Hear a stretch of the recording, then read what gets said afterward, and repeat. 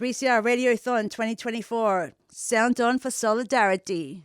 Coming up is a podcast brought to you by the dedicated and diverse volunteers at 3CR. Just a quick message before you get there. For the month of June, we're asking listeners to donate to the station to help us keep going. We rely on the generous donations of Community to survive. Go to 3cr.org.au/donate and show your support for community-owned and community-run media. Thanks for your support and happy listening. Evil minds that plot destruction, sorcerer of death's construction, in the fields of bodies burning, as the war machine keeps turning, death and hatred to mankind, poisoning their brainwashed mind. Welcome to the Anarchist World This week, broadcast across Australia on the National Community Radio Satellite. Listen to the Anarchist World This week, Australia's sacred cow slaughterhouse. Listen to analysis of local, national, international events. Listen to analysis you'll never hear anywhere else.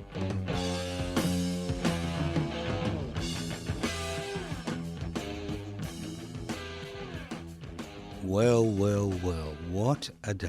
I'm in two places at once. I've always wanted to be in two places at once. I'm talking to all you fabulous people in the Community Radio Network out there in the real world. And I'm also talking at the same time to people at 3CR in Melbourne. It's our Radiothon day today, so unfortunately they'll miss out on the pearls of wisdom or the utter garbage that comes out of my mouth today. Now, what's anarchism? Simple idea. Society without rulers, not without rules. Anarchos without rulers. What gives rulers the ability to determine the lives of billions of people? Inequalities in power and wealth. So what is the anarchist struggle? The anarchist struggle is the struggle to share power, possibly through direct democratic means, and the struggle to hold wealth in common and used for the common good. Simple concepts, nothing radical about that, is there? What I find radical is the fact that for so long, through human history, not all of human history, but most of human history, we've put our faith in leaders and rulers' abilities to do the best they can for us.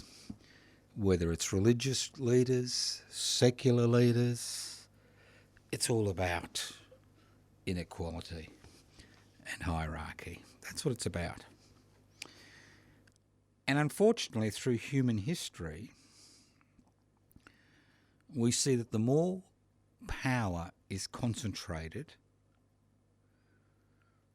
the less satisfactory is the lives of the people who that particular individual controls.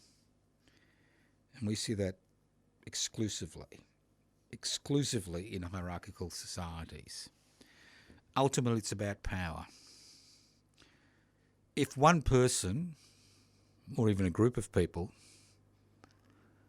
can make decisions which affect the lives of millions, if not billions in certain circumstances, then we have a society which revolves around the whims of that individual and the particular issues that that individual promotes are issues which reinforce their power.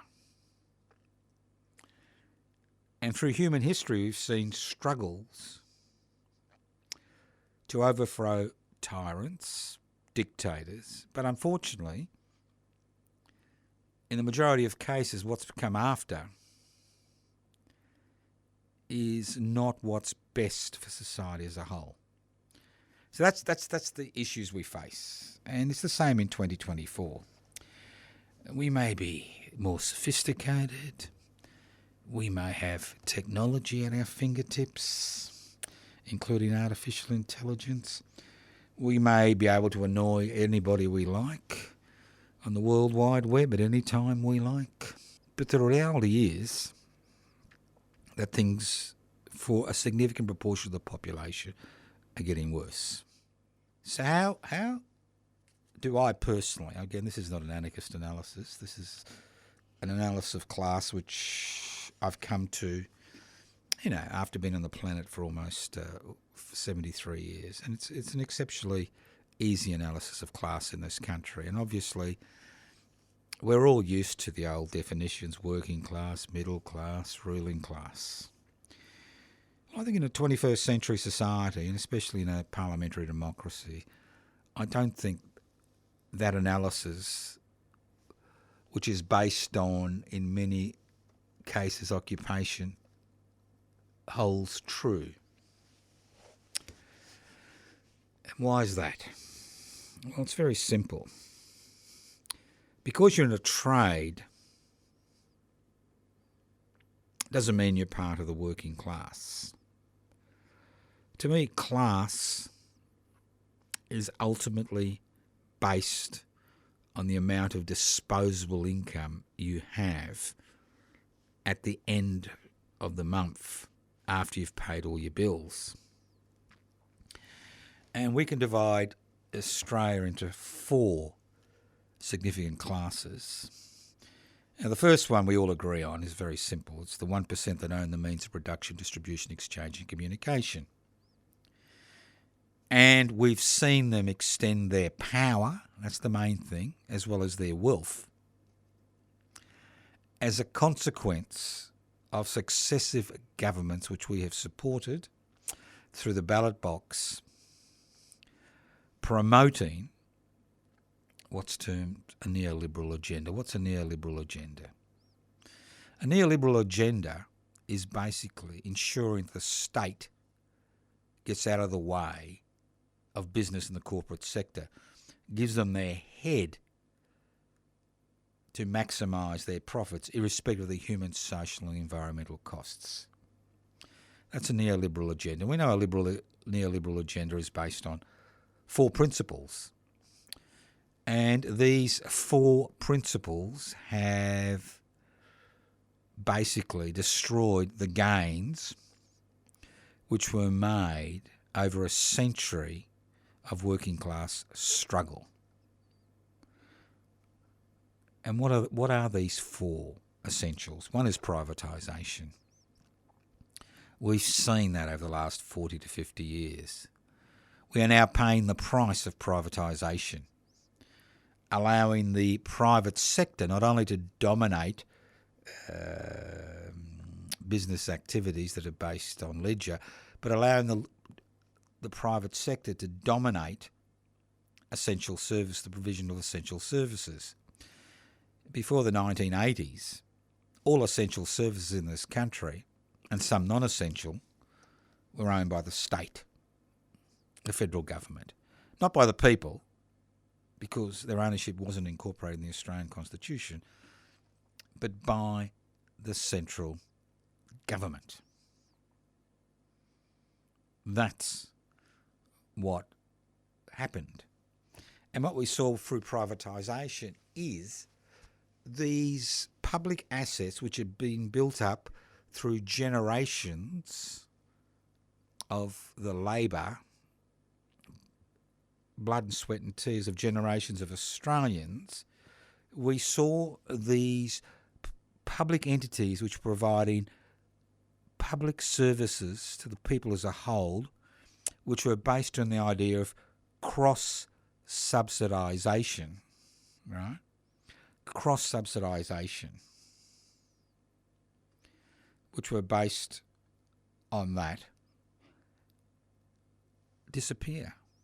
Given away, virtually given away to the private sector. For example, when Mr Keating privatised the Commonwealth Serum Laboratories, CSL, the going rate was about $2.70 in the mid-1990s. The going rate now is, I think, you need about $300 to buy one share, which was worth $2 and 97 in the mid-1990s. And even if you factor in inflation, that's at least, almost 50% increase.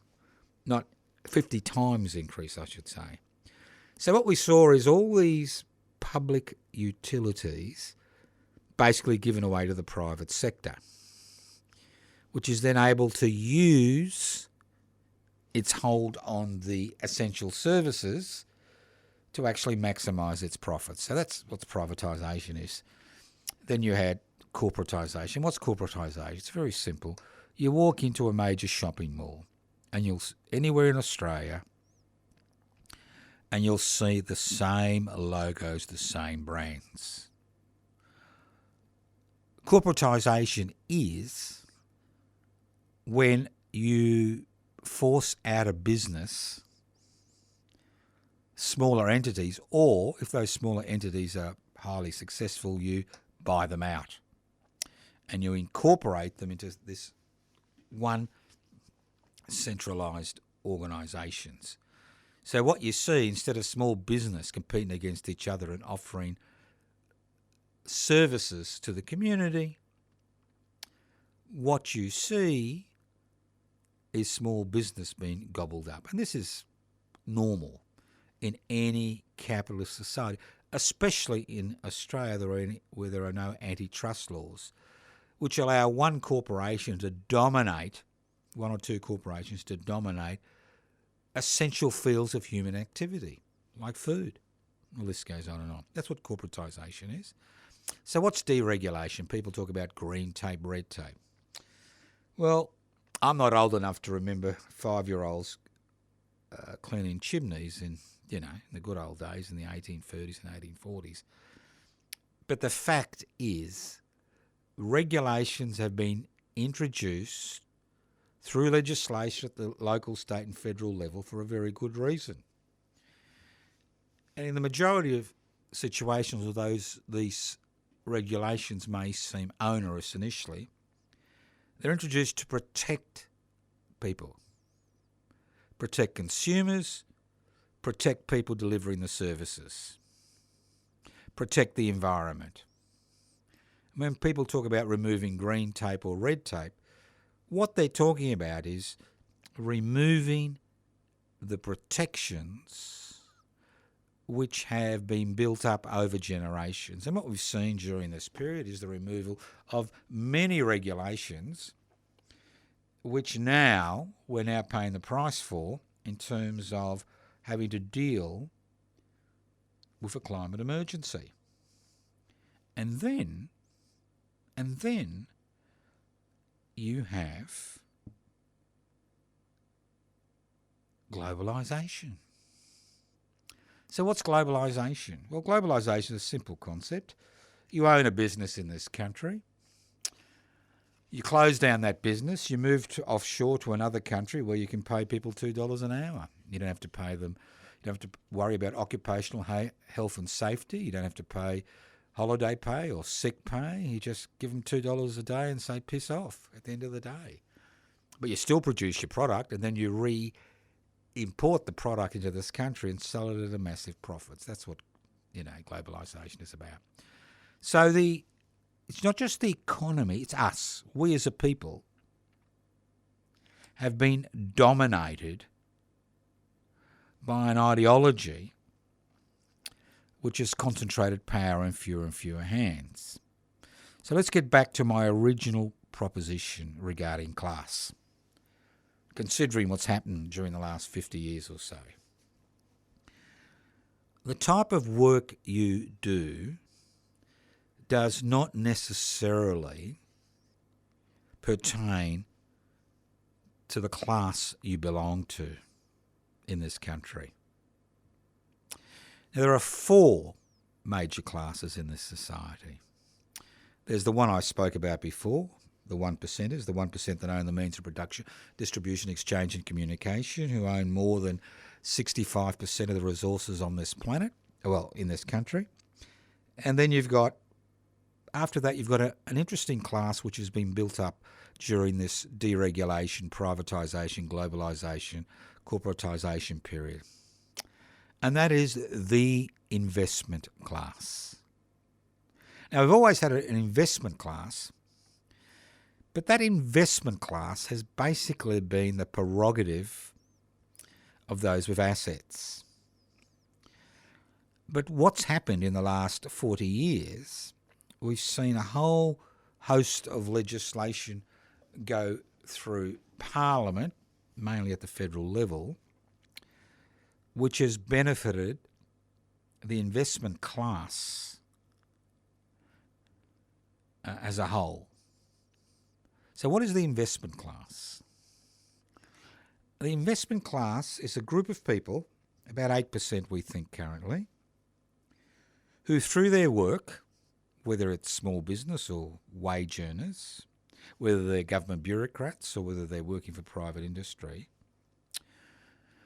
who at the end of the month have money, resources, which are left over after they've looked after their basic essential human needs, rent, mortgage, school fees, whatever.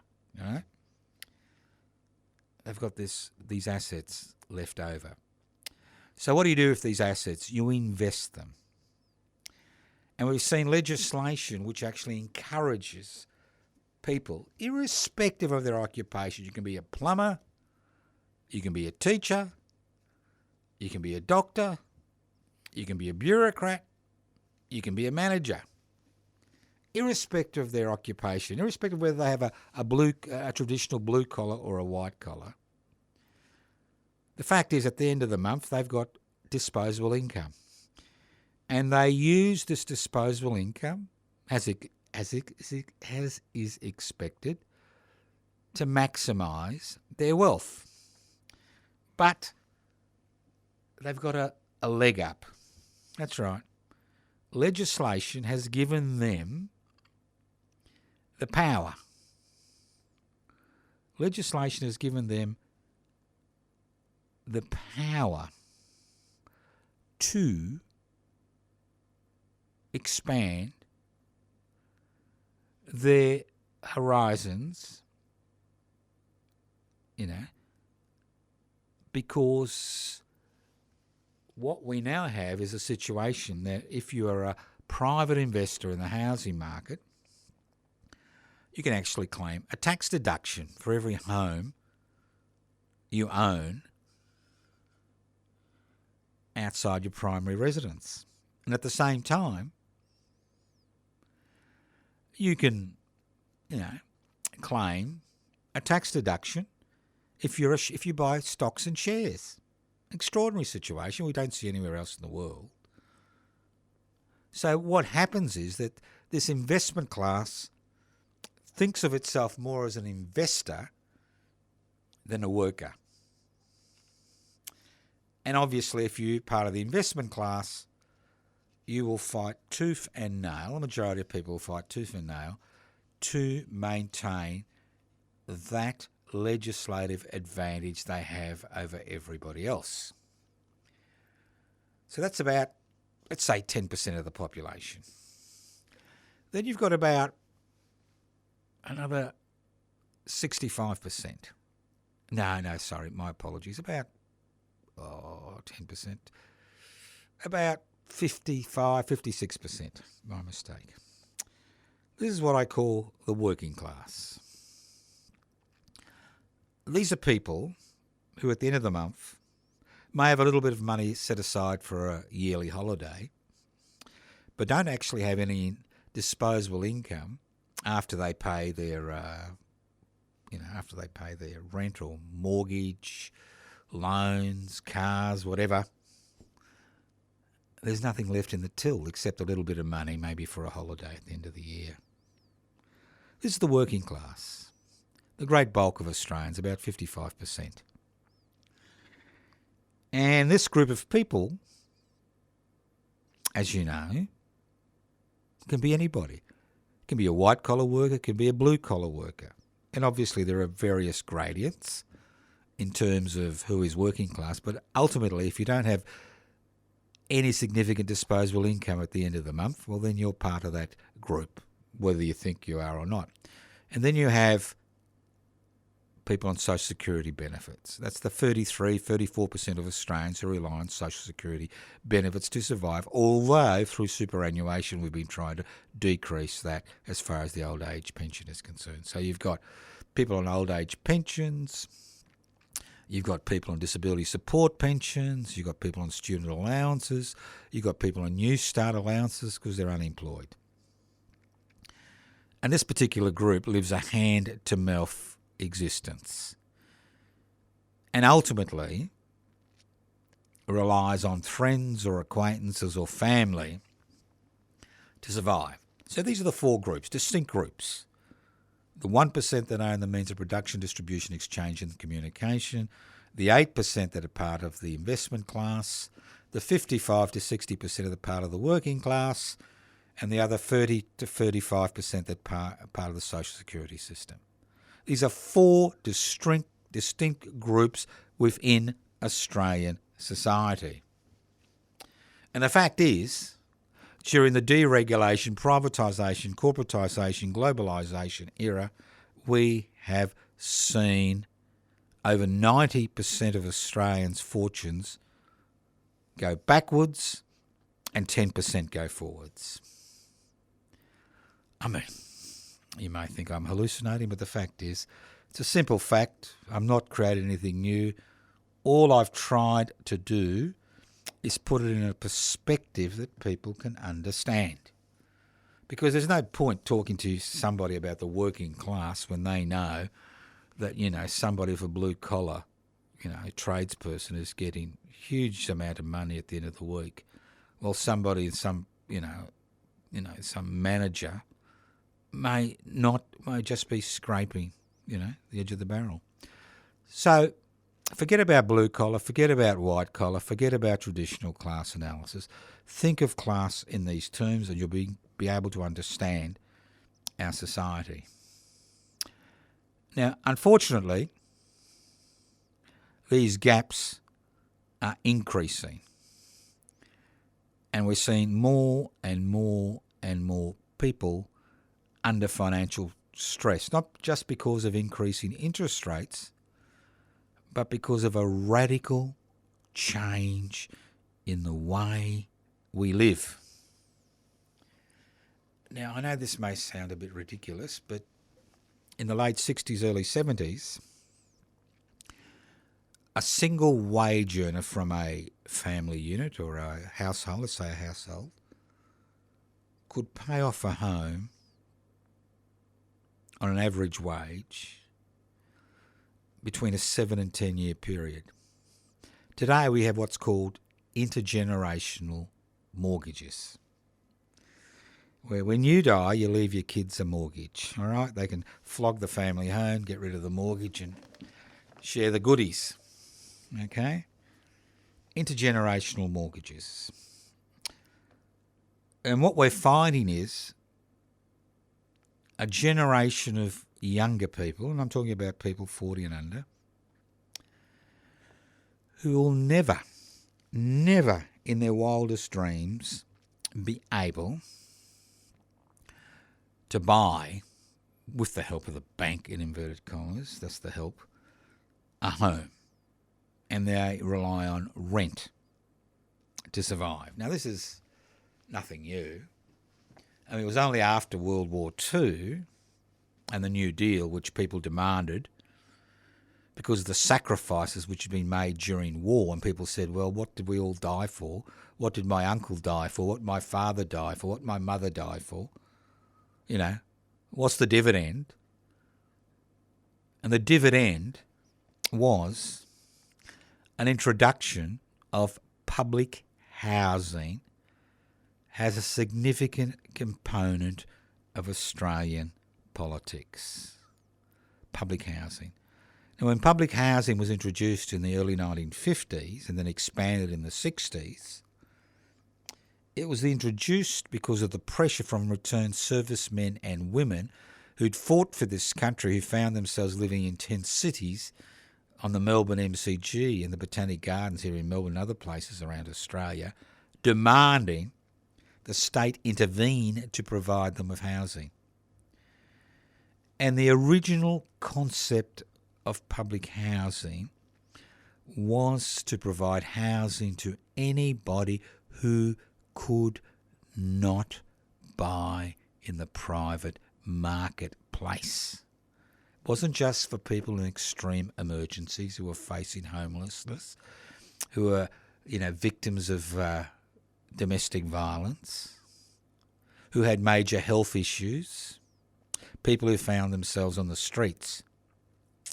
It was for everyone who could not afford a home in the private sector, whether they're working or not working.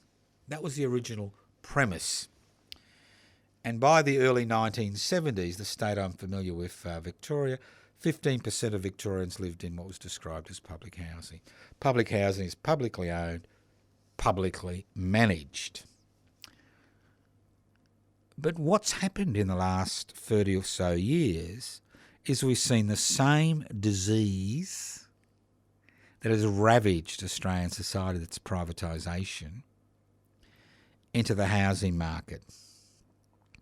And legislative changes, including legislative changes as far as negative gearing were concerned, and the ability of international investors to invest in private residential, not manufacturing, residential properties, has led to an extraordinary escalation in housing prices.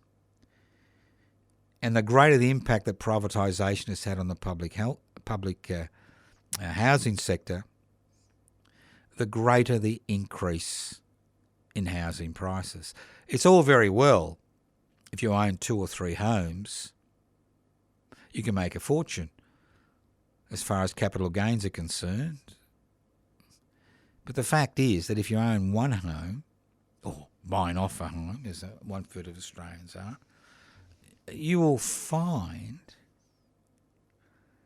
that prices have escalated to such a degree because housing is no longer a public necessity, it is a private matter. You will find that more and more and more and more of your disposable income, or your income, not disposable income, will go towards paying rent or paying a mortgage. I'll give you an example. And this is a very simple example. Even I can understand it, obviously. Simple example. It's very simple. With the help of the bank, inverted commas help, of them screwing me, I was able, with my partner, to buy a house in Richmond, Victoria, in, I think, 1982. Now, that house cost $42,500, okay? I mean, we sold that house about 4 years later, and we doubled our income. We're actually able to put a deposit on a bigger house because we had a growing family like most people find themselves in, right? Now, that house was basically sitting on the ground. It was sitting on bricks that had collapsed. It had a little bit of it was a little bit lopsided. It was a minimal block, I think about maybe 150, maybe 200 square metres. Had no garden. Hadn't been painted. Now, that house was resold in 2017. I happened to, see the price for $1.4 million. So during a 35-year period, the price of that house had escalated from $42,500 to, $1.3 million. That's a 40-fold increase. Now, inflation and wages during the same period had increased 7-fold. So what happened in that 35 years? Well, the housing market became an investment portal. People with disposable income were able to enter the housing market and artificially elevate housing prices. At the same time, overseas investors were allowed into the residential property market and prices continued to escalate. Now, as prices continued to escalate for housing, rents escalated. And the need for renting increased because people weren't actually able to afford to enter the private housing market. And as more and more public homes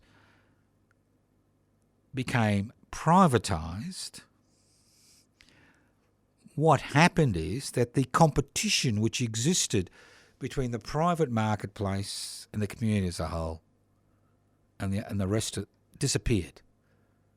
So private housing prices escalated quite dramatically, as I said, 40-fold in the case I'm talking about. Everywhere, across the country. Some states more than others, capital cities more than regional areas. And then with the COVID pandemic, and again, pushed prices up. So today, in 2024, we have an extraordinary situation. The number of people seeking rental properties has increased from about 30% to 40%. The number of people who own their own properties has been stable at around 25%. And the number of people with mortgages has also been relatively stable. But what we've seen is because the property market has now become a commodity, what we now see is more and more percentage of people's income going towards repaying mortgages, repaying rents. Now, obviously, with the current economic downturn and the current increase in interest rates, what has happened is, people who own investment property, right, has passed on the cost of increasing interest rates, which in many cases have doubled, to their tenants, and at the same time, has state governments increased land taxes, they've passed those increased land taxes onto their tenants, so rents have skyrocketed in the past 2 to 3 years. And because there is no public housing sector of any significance, less than 2.5%, as again, I'm familiar with the figures in Victoria, are now in public housing. There's no competition in the sector between the public sector and the private sector, and bingo. What happens? Rents continue to escalate. Now, as rents escalate and mortgage repayments escalates, there is less money in the economy as a whole. Yeah, less money in the economy as a whole. Isn't that extraordinary? This extraordinary situation we find ourselves in. Well, Gaza, an extraordinary 21st century disaster. Any goodwill the Israeli state may have had has dissipated, irrespective of whether the US Congress and to a lesser degree the Australian government has been unhappy with the International Criminal Court issuing arrest warrants against 3 Hamas leaders in Gaza and Netanyahu, the Prime Minister of Israel, and his War Cabinet Minister. But again, it just highlights what happens as far as the United Nations is concerned. Because this situation should have been nipped in the bud decades ago. You see, we've got a problem as far as the United Nations is concerned. And it's not the problem, everybody else talks about world government. It's a lot of total hogwash bullshit. As the Gazan carnage is highlighted is the impotence of the International Criminal Court, but more importantly, the impotence of the United Nations as a peace-promoting organisation, and what little real power the United Nations has. Because I think a lot of people don't seem to understand how the United Nations functions. The United Nations has 5 permanent members of the Security Council. They're all nuclear armed. There's France, there's Great Britain, there's China, there's Russia, and the United States, the big five, okay? Then you've got a Security Council, I think, which changes every 3 years, apart from the big five, which is made up of, I think, 14 countries. And then you've got the United Nations General Assembly, and almost 200 sovereign nation states are members of the United Nations General Assembly. It doesn't matter how the United Nations General Assembly votes on any particular issue if the big five in the United Nations Security Council, if one of the big five veto that United Nations resolution. And that's why we hardly ever see United Nations troops intervening in situations like Gaza, because a member of the United Nations Security Council will veto any United Nations involvement. For example, if the Russians believe that that particular issue is contrary to their national interest, they'll veto it. End of the discussion. If the United States believes that intervening in Gaza is against their national interests, veto any intervention. So in many regards, we have now found ourselves in a situation where we've seen the drawbacks of a United Nations which is dependent on the permanent members of the Security Council. It's very sad. It's the same with the International Criminal Court. You have to be a member of the International Criminal Court in order for the criminal court to have any jurisdiction in your realm. For example, although Mr. Putin has an arrest warrant issued by the criminal court, the Russian sovereign state does not recognise that arrest warrant because Russia is not a member of the International Criminal Court. Neither is the United States. Neither is China.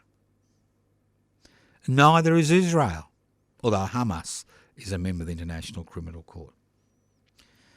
So you can actually see that when it comes to the big players, they tend to create laws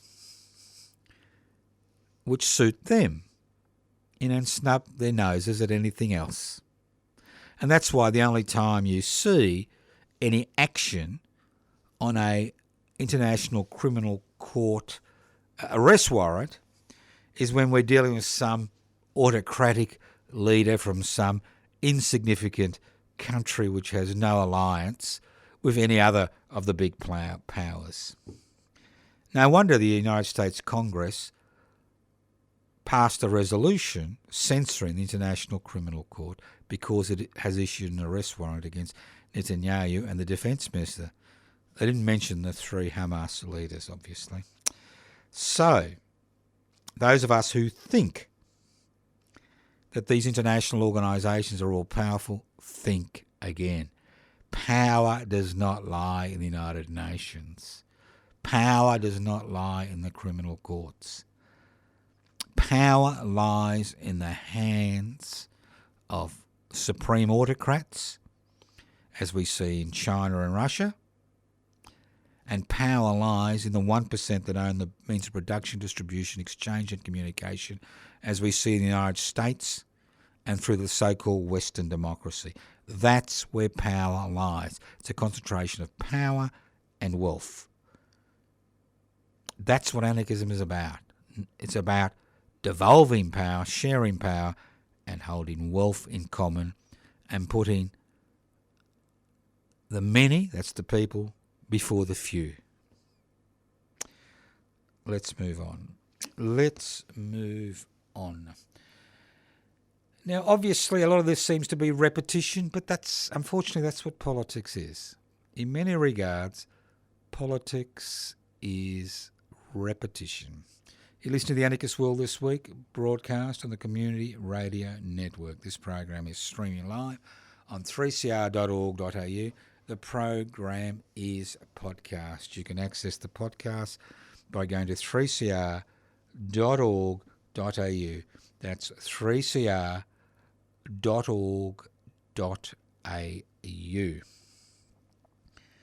Now, last week I made a few comments on endocrine disrupting chemicals, which is a relatively new field of medicine, because most of these chemicals are relatively new. And obviously we're very aware of PFAS, and there's been a number of court cases in Australia regarding exposure of PFAS, mainly on military sites and people who've been involved in the volunteers in the CFA, and the list goes on and on. Last week I did mention the fact that BPAs are the big thing. So what's a BPA? Well, a BPA is a very simple thing. It's a biphenyl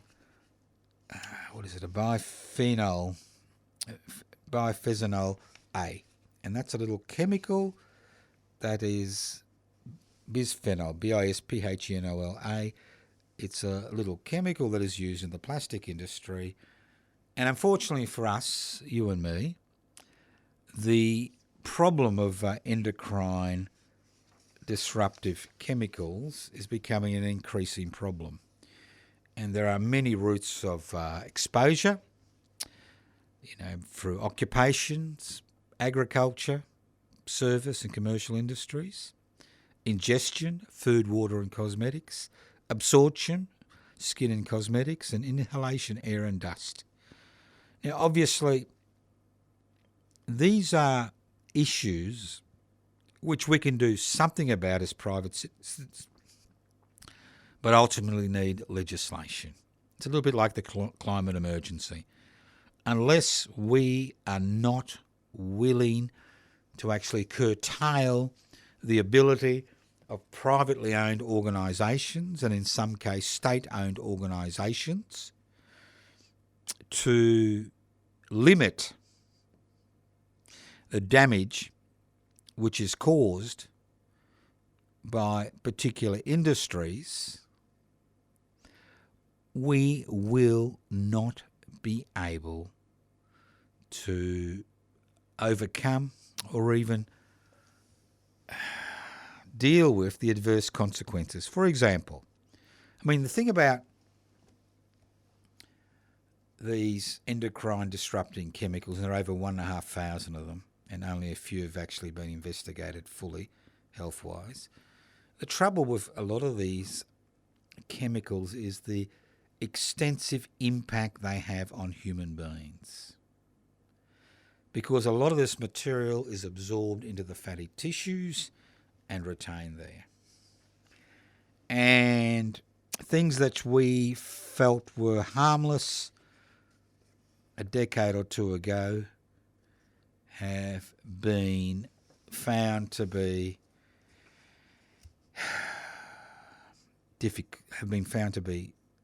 dangerous, exceptionally dangerous. Things like plastics, household products, pesticide, industrial chemicals, and they, as I said, they accumulate in the fatty tissues. Now, one of the most dangerous, which has been in many regards associated with human infertility, as well as neurological impairments, especially in younger children, things like ADHD, has been bisphenol A, BPAs, bisphenol A, which is found in plastic, it's found in tin, it's found in most of the containers that we take for granted. A study in Australia, which picked up 164 standard drinks, non-alcoholic drinks, from shelves around the supermarkets, found that 90%, that's 9 out of the 10, had high levels of bisphenols. And the problem with endocrine disrupting chemicals, of which bisphenol is one of them, is that they can have major impacts as far as breast cancer is concerned. Over 1 in 7 women living in this country will develop breast cancer.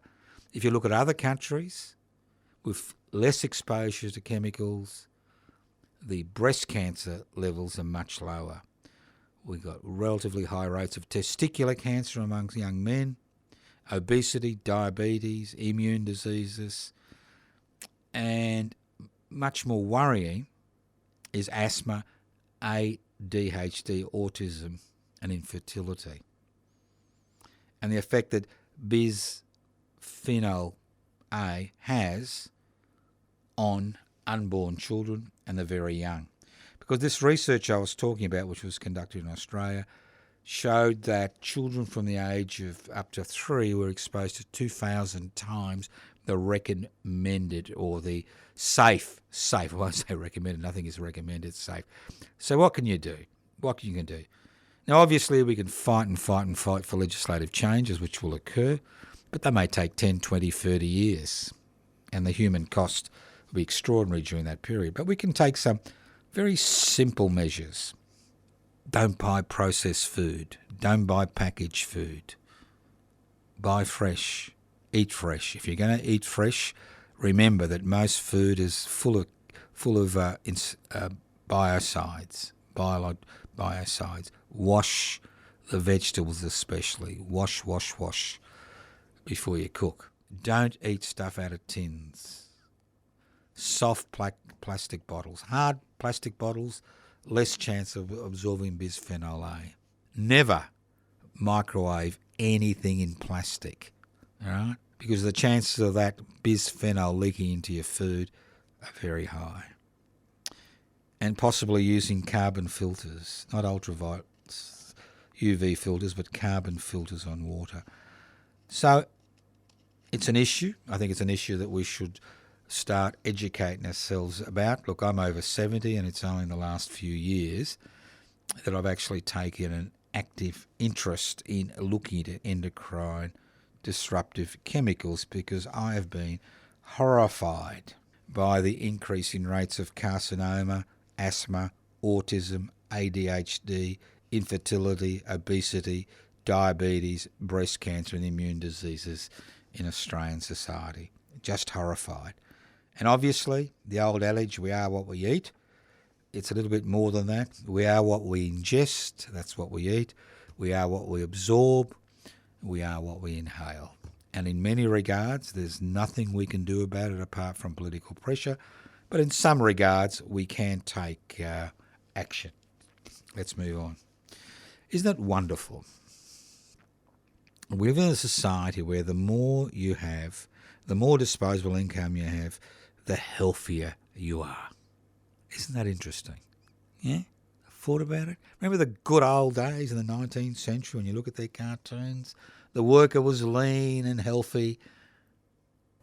The employer was fat. And the fatter you were, the happier you were. But the thing is that health has now become the prerogative of people with disposable income. Gyms, organic products, healthy food options, all cost money. There is no subsidisation of food in this country.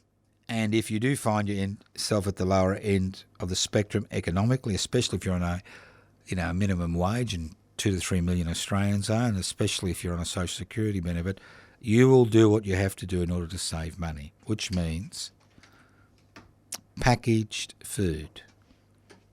Packaged food is high in calories, sugar, salt. You will drink out of plastic bottles, as I spoke about bisphenol before, full of bisphenol, which is an endocrine altering, endocrine destructive chemical. You can't afford organic food because it's expensive in the majority of cases if you're on a limited income. So what we're seeing is people in Western societies, and I'm talking about Western societies where starvation is not the issue, but what we're seeing in Western society is an increase of preventable issues in people who don't have the income to actually look after their own health, who have to rely on mass-produced, pre-packaged food.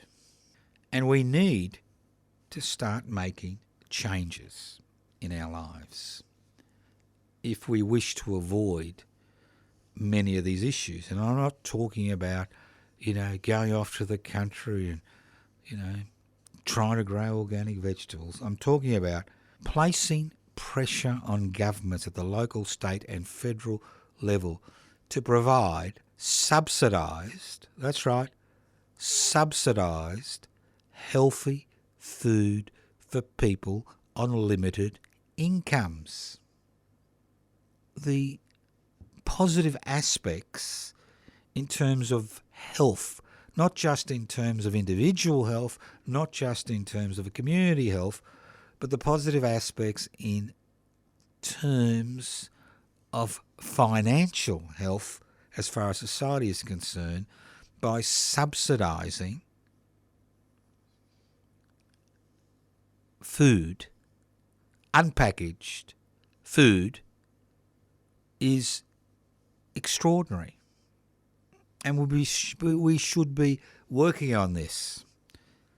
And there's very little input into providing subsidised food in this country. Now, in the past, public interest before corporate interest, which I remember, we used to have a lunch at a so-called all-you-can-eat, which had been around in Franks, which is now a suburb of Melbourne, for about 30 years, which is now closed down.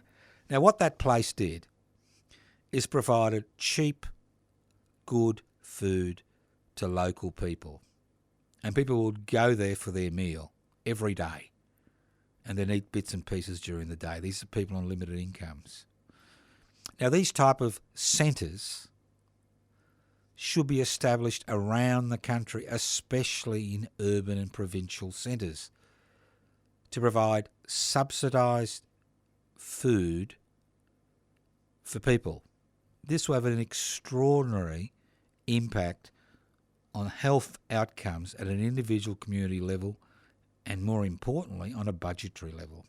Well, it's not more important, but as far as they're concerned, it's the budget bottom line that is. Because we in society are expected to carry the can, right? You've got the cigarette industry, we carry the can. The alcohol industry, we carry the can. The gambling industry, we carry the can. The prepackaged food industry, we carry the can. And the list goes on and on. We as a society are expected to pay for the damage they cause. Now, if we had a legislative agenda which made corporations and businesses pay for the damage they caused, I can assure you they would change the model of production and the way they distribute things quite rapidly, or they'd go out of business because, now if I do something wrong, I'm expected to pay the individual cost. But if we have a food production industry which is making us sicker, especially people on low incomes, which is increasing the rates of breast cancer and immune diseases and testicular cancer and obesity and diabetes and asthma and attention deficit syndrome and autism and infertility in the community, why shouldn't they be forced to pay for these subsidised food centres and subsidised food which is healthy? I mean, that's the price we pay for living in a private investment for private profit society. And while we continue to believe it's only the private sector that can actually satisfy human needs, we will continue to pay the price of that stupidity. Because there is nothing more stupid than thinking that a system which is based on creating ever-increasing profits, irrespective of the harm they cause, whether it's environmental, whether it's social, whether it's cultural, whether it's health-wise, then we will continue to face the same issues. And while we continue to allow those who've who exercise power with, for their benefit, not the benefit of the community as a whole, we will continue to be fighting amongst ourselves for the crumbs which are brushed off the corporate table. Sometimes they brush a few more crumbs off the corporate table because we begin shaking the table. Isn't it about time we thought about cutting off one of the legs so the whole table collapses and we can all share in what is our birthright?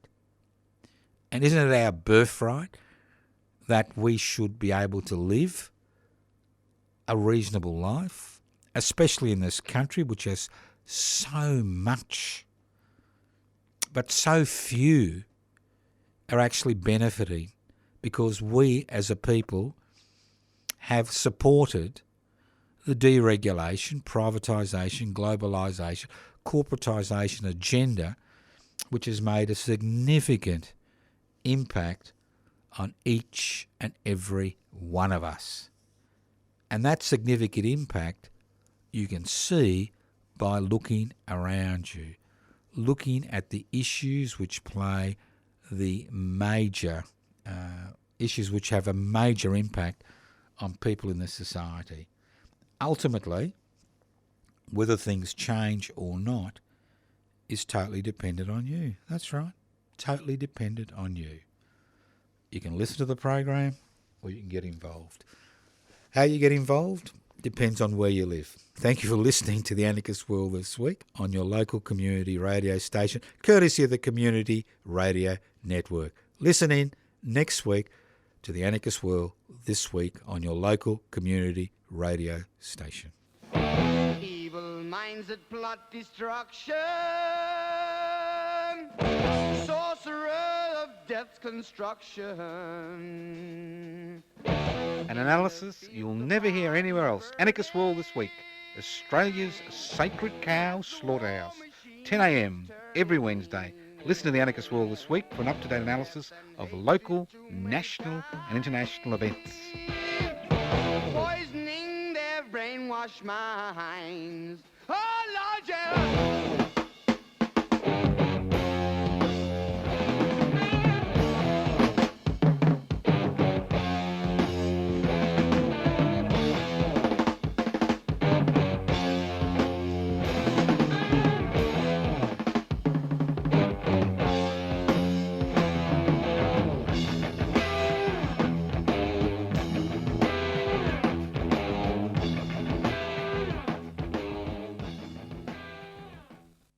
.3CR Radiothon 2024. Sound on for solidarity. You've been listening to a podcast produced at 3CR Community Radio. It's Radiothon time. This year, we need to raise $275,000 to keep the station going. Any amount you can afford makes a big difference. It's so easy to donate. Head to 3cr.org.au/donate. We rely on the community's support. Thanks for listening.